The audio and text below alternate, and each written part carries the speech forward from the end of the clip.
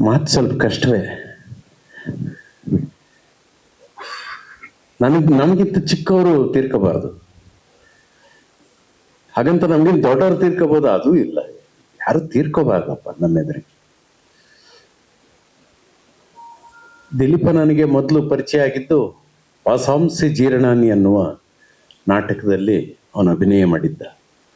ಗೆಳತಿ ನಂದಿ ಅದನ್ನ ನಿರ್ದೇಶನ ಮಾಡಿದ್ಲು. ನ್ಯಾಷನಲ್ ಕಾಲೇಜಿನ, ಅಂದರೆ ಇಲ್ಲಿ ಜಯನಗರ ನ್ಯಾಷನಲ್ ಕಾಲೇಜಿನಲ್ಲಿ ನಾಟಕದ ಪ್ರದರ್ಶನ. ಅವತ್ತು ಆತನ ಮೊದಲ, ಅದಕ್ಕೂ ಮುಂಚೆ ಆತ ನಟ ಇರಬಹುದು, ನನಗೆ ಆತನ ಪರಿಚಯ ಆಗಿದ್ದು ಅಲ್ಲಿ. ಅದಾದಮೇಲೆ ರಾಜ್ಕುಮಾರ್ ಅವರ ಕಿಡ್ನ್ಯಾಪ್ ಪ್ರಕರಣವಾಯಿತು. ನಾವು ಟೆಲಿವಿಷನ್ ಅಸೋಸಿಯೇಷನ್ ಶುರು ಮಾಡಬೇಕು ಅಂತ ಅಂದ್ಕೊಂಡು ಒಂದಷ್ಟು ಜನ ಬೇರೆ ಬೇರೆಯ ಚಿತ್ರೀಕರಣದ ಜಾಗಕ್ಕೆ ಹೋದಾಗ ಅರ್ಧ ಸತ್ಯ ಅನ್ನುವ ಧಾರಾವಾಹಿಯಲ್ಲಿ ದಿಲೀಪ ನಟಿಸ್ತಾ ಇದ್ದ. ಅಲ್ಲಿ ಏನ್ರಿ ಸಂಘ ಕಟ್ರಿ, ಏನ್ರಿ ಮಾಡ್ತೀರಿ, ಸಂಘದಿಂದ ಏನ್ರಿ ಉಪಯೋಗ ಅಂತ ಇವತ್ತು ಭಾಳ ಜನ ಕೇಳುವ ಹಾಗೆ ನಮ್ಮನ್ನು ಕೇಳಿದ್ದ.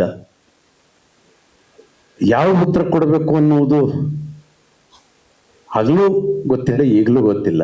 ಆದ್ರೆ ಒಟ್ಟಿಗೆ ಇರೋದರ ಸಂತೋಷ ಏನಪ್ಪ ಅಂತಂದ್ರೆ, ಒಟ್ಟಿಗೆ ಇರೋದರ ಸಂತೋಷ ಅನ್ನಕ್ಕಿಂತ ಒಟ್ಟಿಗೆ ಇರೋದರ ಲಾಭ ಏನಪ್ಪ ಅಂದರೆ, ಇಂತಹ ಸಮಯದಲ್ಲಿ ಒಬ್ಬರನ್ನೊಬ್ರು ಕೈ ಹಿಡ್ಕೋಬಹುದು ಅನ್ನೋದಷ್ಟೇ. ಆ ಹಿನ್ನೆಲೆಯಲ್ಲೇ ದಿಲೀಪ ಟೆಲಿವಿಷನ್ ನಿರ್ಮಾಪಕರ ಸಂಘ ಕೂಡ ಅವನು ನಂತರದ ದಿವಸಗಳಲ್ಲಿ ಸ್ಥಾಪಿಸಿದ. ಮಹಾ ಉತ್ಸಾಹಿ. ಯಾವಾಗ ಬ್ಯಾಟ್ ಕೈಯಲ್ಲಿ ಹಿಡ್ಕೊಂಡ್ರು ಸೆಂಚುರಿ ಹೊಡೆಯುವ ಹಾಗೆ ಆಡ್ತಾ ಇದ್ದ. ಎಂತೆಂಥದ್ದೋ ಮ್ಯಾಚ್ಗಳನ್ನ ಗೆದ್ದು ಕೊಡ್ತಾ ಇದ್ದ ಅವನ ಆಟದಿಂದ.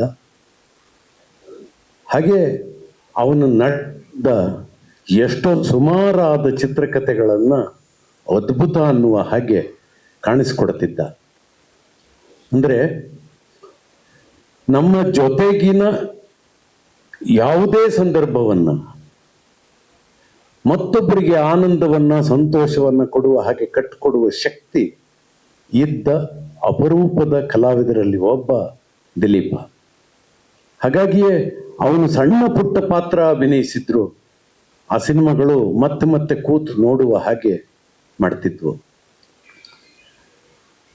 ಈಗ ದಿಢೀರನೆ ಅವತ್ತು ಬೆಳಿಗ್ಗೆ ಹೀಗಾಗಿದೆ ಅಂತ ಸುದ್ದಿ ಗೊತ್ತಾದಾಗ ನಾನು ಎರಡೆರಡು ಸಲ, ಮೂರು ಸಲ ಬೇರೆ ಬೇರೆಯವ್ರಿಗೆ ಫೋನ್, ನಿಜವೇ ಇದು ಸಾಧ್ಯವೇ ಇಲ್ಲ ಅನ್ನುವುದು ನನ್ನ ಅಭಿಪ್ರಾಯ ಆಗಿತ್ತು. ಆದರೆ ಅಂತಿಮವಾಗಿ ಅದು ವಾಸ್ತವ. ಹುಟ್ಟಿದ್ದೆಲ್ಲವೂ ಒಂದಲ್ಲ ಒಂದಿನ ಒಂದು ಕೊನೆಯನ್ನು ಮುಟ್ಟಬೇಕು. ಹಾಗೆ ನಾನು ಹೇಳೋದಿಷ್ಟೇ, ಸ್ವಲ್ಪ ಮುಂಚೆ ಹೋಗಿದ್ದೀಯಾ ದಿಲೀಪ, ನಮಗೂ ಅಲ್ಲೊಂದು ಖರ್ಚಿಫ್ ಹಾಕಿಟ್ಕೊಂಡ್ರು ನಿನ್ನ ಪಕ್ಕದ ಕುರ್ಚಿಲಿ, ನಾವು ಬರ್ತೀವಿ ಯಾವಾಗಲೂ. ಆದರೆ ನೀನು ಏನು ಉತ್ಸಾಹವನ್ನು ಉಳಿಸಿ ಹೋಗಿದ್ದೀಯಾ, ಆ ಉತ್ಸಾಹದ ಜೊತೆಗೆ ನಾವು ಇಲ್ಲಿರೋ ತನಕ ಏನೇನು ಕೆಲಸ ಮಾಡಬಹುದು ಮಾಡೋಣ. ವಿದ್ಯಾಗಾಗಲಿ ಅವ್ರ ಮಕ್ಕಳಿಗಾಗಲಿ ಏನೇನು ರೀತಿಯ ನಮ್ಮ ಕೈಲಿ ಏನೇನಾಗಬಹುದು ಸಹಾಯ, ಆ ಸಹಾಯವನ್ನು ಖಂಡಿತವಾಗಿ ಮಾಡ್ತಾ ಕೈ ಕೈ ಹಿಡಿದು ಜೊತೆಯಲ್ಲಿ ಸಾಗೋಣ. ಏನೇನೋ ಇರುತ್ತೆ ಭಿನ್ನಾಭಿಪ್ರಾಯಗಳು, ಆ ಭಿನ್ನಾಭಿಪ್ರಾಯಗಳನ್ನು ಮೀರಿ ನಾವೆಲ್ಲರೂ ಸದಾ ಕಾಲ ಕೈ ಕೈ ಹಿಡಿದು ಜೊತೆಯಲ್ಲಿ ಸಾಗಬೇಕಾದ್ದು ಇವತ್ತಿನ ದೊಡ್ಡ ಅಗತ್ಯ. ಅದು ಒಂತರಹದ ಟೆಲಿವಿಷನ್ ಅನ್ನುವುದು ಯಾವ ಹಂತವನ್ನು ಮುಟ್ಟಿತ್ತೋ ಆ ಹಂತದಿಂದ ಕೆಳಗೆ ಬರುವ ಹಾಗೆ ಕೈಯಲ್ಲೇ ಟೆಲಿವಿಷನ್ ಬಂದ್ಬಿಟ್ಟಿರೋದ್ರಿಂದ ಇನ್ನು 7 ಗಂಟೆಗೆ ಅಂತ ಕತೆ ಮಾಡ್ತಾ ಇದ್ವಿ, 8 ಗಂಟೆಗೆ ಅಂತ ಕತೆ ಮಾಡ್ತಿದ್ವಿ. ಈಗ ಹಂಗಿಲ್ವೇ ಇಲ್ಲ. ಯಾವಾಗ ನೋಡ್ತಾನೋ ಅವನು, ಯಾವಾಗಲೂ ಅವನಿಗೆ ಬೇಕಾದಾಗ ಅವನ ಬೆರಳು ತುದಿಯಲ್ಲಿ ಒಂದು ಕತೆ ಕಾಣಿಸ್ಬೇಕಾದ್ರೆ ಕತೆ ಕಟ್ಟುವ ಕ್ರಮ ಬದಲಾಗಿದೆ. ಅದರಿಂದಾಗಿ ಕಥೆಯನ್ನ ತೆರೆಗೆ ತರುವುದಕ್ಕೆ ಮಾಡಬೇಕಾದ ಸಿದ್ಧತೆ ಬದಲಾಗಿದೆ. ಅದರ ಒತ್ತಡಗಳು ಅಷ್ಟೇ ದೊಡ್ಡದಾಗಿ ಬದಲಾಗಿದೆ. ಈ ತರಹದ ಒಂದು ಸ್ಥಿತಿಯಲ್ಲಿ ನನ್ನ ಎದುರಿಗೆ ಎಷ್ಟು ಜನ ಇದ್ದಾರೆ ಈ ಕಥೆಯನ್ನು ಮಾಡ್ತಾ ಅದರ ಟೆನ್ಷನನ್ನು ಹೊತ್ಕೊಂಡು ಓಡಾಡ್ತಾ ಇರುವ ಎಲ್ಲರ ಮುಖಗಳನ್ನು ನೋಡಿದಾಗ ನಿಜವಾಗ್ಲೂ ಒಂಥರಹ ಗಾಬರಿಯೇ ಆಗ್ತದೆ. ನೀವು ಈಸ್ತಾ ಇರುವ ಸಮುದ್ರ ಸುಲಭವಾಗಿಲ್ಲ, ನಾನು ಅದೇ ಸಮುದ್ರದಲ್ಲಿ ಈಸ್ತಾ ಇದ್ದೇನೆ. ನಾವೆಲ್ಲರೂ ಒಟ್ಟಿಗೆ ಕೈ ಕೈ ಹಿಡಿದು ಈ ಸಮುದ್ರವನ್ನು ಈಸೋಣ. ಹಾಗೆ ದಿಲೀಪನ ಕನಸುಗಳೇನಿತ್ತೋ ಆ ಕನಸುಗಳನ್ನು ಪೂರೈಸುವ ಪ್ರಯತ್ನ ಮಾಡೋಣ. ಸಂಘಟನೆ ಅನ್ನುವುದು ಇದ್ದಾಗ, ಒಬ್ಬರನ್ನೊಬ್ಬರು ಕೈ ಹಿಡ್ಕೊಂಡು ನಡೆದಾಗ ಮಾತ್ರ ಒಂದು ಸಮಾಜ ಹೆಚ್ಚು ಆರೋಗ್ಯಕರವಾಗಿರೋದಕ್ಕೆ ಸಾಧ್ಯ. ಏನೋ ಒಂದು ಸಣ್ಣ ನೋವಾಗ್ತಿದೆ ಅಂದರೆ ಪಕ್ಕದಲ್ಲಿ ಇರುವ ಒಬ್ಬನಿಗೆ ಹೇಳಿದ್ರೆ ಅದು ಪ್ರತಿಧ್ವನಿಯ ಹಾಗೆ ಎಲ್ರಿಗೂ ತಲುಪಿ ಅವಳ ಆಕೆಯ ಆತನ ನೋವು ಇಡೀ ಸಂಘಕ್ಕೆ ಗೊತ್ತಾಗಿ ಇಡೀ ಸಂಘ ಅವರ ಜೊತೆಗೆ ನಿಲ್ಲುವ ಹಾಗಾಗಬೇಕು. ಅವಾಗ ನಾವು ಸಂಘಟನೆ ಅನ್ನೋದನ್ನು ಕಟ್ಟಿದ್ದು ಸಾರ್ಥಕವಾಗ್ತದೆ ಅಂತ ನಾನು ಅಂದ್ಕೊಂಡಿದ್ದೇನೆ.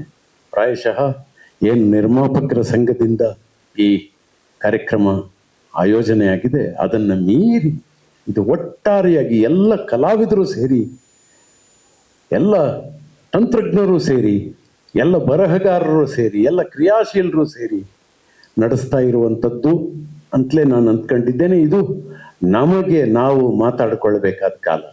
ನಾವು ಯಾವ ರೀತಿಯ ಒತ್ತಡದಲ್ಲಿದ್ದೀವಿ, ಆ ಒತ್ತಡದಿಂದ ಬಿಡಿಸ್ಕೊಂಡು ಈಸುವುದನ್ನು ಕಲಿಬೇಕಾದ ಕಾಲ. ದಿಲೀಪ ಸಿಕ್ಕಾಗೆಲ್ಲ ನಗ್ತಾ ಇದ್ದ, ಸಿಕ್ಕಾಗೆಲ್ಲ ಒಂದು ಜೋಕ್ ಮಾಡ್ತಿದ್ದ. ಅವನಿಗೆ ಎಂಥದ್ದೇ ಟೆನ್ಷನ್ ಇರಲಿ, ಅವನ ಚಿತ್ರೀಕರಣ ಆ ಕಡೆ ದೊಡ್ಡ ಮನೆಯಲ್ಲಿ ಒಂದು ದೊಡ್ಡ ಮನೆಯಲ್ಲಿ ಆಗ್ತಿರ್ತಿತ್ತು, ಈ ಕಡೆ ಇನ್ನೊಂದು ದೊಡ್ಡ ಮನೆಯಲ್ಲಿ ನಮ್ಮದೇ ಇನ್ನೊಂದು ಯಾವುದೋ ಸಿನಿಮಾ ಚಿತ್ರೀಕರಣ ಆಗ್ತಿತ್ತು. ಇಬ್ಬರು ಭೇಟಿ ಆಗ್ತಿದ್ವಿ. ಅದೇ ಬೆಂಗಳೂರಿಂದ ಆಚೆ. ಮೊದಲಾದ್ರೆ ಚಿತ್ರೀಕರಣ ಬೆಂಗಳೂರಿನ ದಕ್ಷಿಣ ಭಾಗದ ಯಾವುದೋ ಪುಟ್ ಮನೆಗಳಲ್ಲಾಗೋದು. ಈಗ ಎಲ್ಲವೂ ಆಚೆ, ದೂರ ದೂರ. ಅಲ್ಲಿ ಸಿಕ್ಕಾಗಲೂ ಅವನು ಅಷ್ಟೇ ನಗ್ತಾ ಮಾತಾಡ್ತಿದ್ದ. ಅವನಿಗೆ ಅಷ್ಟೊಂದು ಬಿಳಿ ಕೂದಲಾಗಿದೆ ಅನ್ನೋದೇ ಗೊತ್ತಾಗದಷ್ಟು ಸುಂದರವಾಗಿದ್ದ. ಈಗ ಯಾವಲ್ಲ ಒಂದೆರಡು ಫೋಟೋ ನೋಡಿದ್ರೆ ಆಶ್ಚರ್ಯ ಆಗುತ್ತೆ. ಹೌದಾ, ಹಿಂಗಿದ್ನ ದಿಲೀಪ, ನನಗಿದು ಕಾಣಿಸೇ ಇರಲಿಲ್ವಲ್ಲ. ಸುಂದರವಾಗಿದ್ದ, ಅಷ್ಟು ಸುಂದರವಾಗಿದ್ದ, ಅಷ್ಟೊಂದು ಸ್ಪೋರ್ಟ್ಸ್ ಮಾಡ್ತಾ ಇದ್ದ, ಕೆಲಸ ಮಾಡ್ತಿದ್ದವನು, ಜಿಮ್ ಮಾಡ್ತಿದ್ದವನು, ಸದಾ ನಗ್ತಾ ಇದ್ದವನು. ಇವತ್ತಿಲ್ಲ ನಮ್ಮ ಜೊತೆಗೆ, ಅದು ವಾಸ್ತವ. ಈ ವಾಸ್ತವವನ್ನು ಒಪ್ಪಿಕೊಂಡು ನಮ್ಮ ನಾಳೆಗಳನ್ನು ಸಂಕಟಗಳಿಗೆ ದೂಡದೆ ಸಂತೋಷದ ಕಡೆಗೆ ಕರ್ಕೊಂಡು ಹೋಗುವ ಪ್ರಯತ್ನ ಮಾಡೋಣ ಅಂತ ಹೇಳ್ತಾ, ದಿಲೀಪನಿಗಾಗಿ ನಾವೆಲ್ಲ ಏನೇನೆಲ್ಲ ಮಾಡಬಹುದೋ ಅದೆಲ್ಲವನ್ನು ಮಾಡೋಣ ಅಂತ ಹೇಳ್ತಾ ಮಾತುಗಳನ್ನು ಮುಗಿಸ್ತೀನಿ. ನಮಸ್ಕಾರ.